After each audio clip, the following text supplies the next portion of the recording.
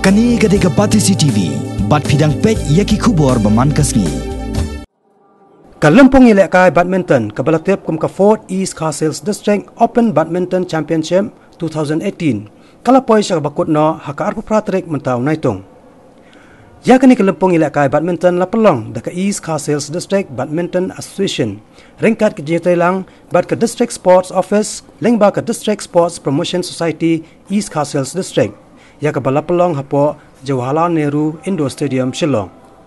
Hakni LYMPUNG ya ka jekon kentop nadu kishan rang kumjo iki kentai la pia ka kerdan jong ka under 13, under 15, under 17 bat ka under 19.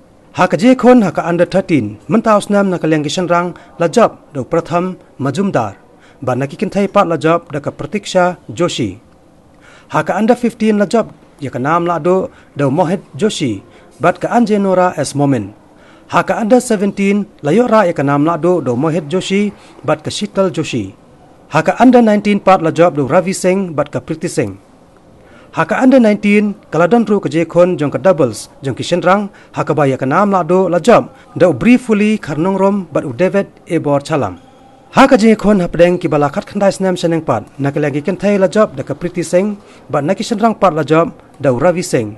Haka men's double part la job do Raju Joshi bat u Por Suram Joshi. Kat ba haka mixed doubles part la job do Raju Joshi bat ka Priti Singh. Haka sikut no jong kani LYMPUNG laidon langro uway ni ki menteri jong sarkar jela uba Hamlet Sendoling ubalong o menteri bedekmi ikatnat ki kampan roisor ubalalong kum ukongsan haka ni jelang sam kusnam.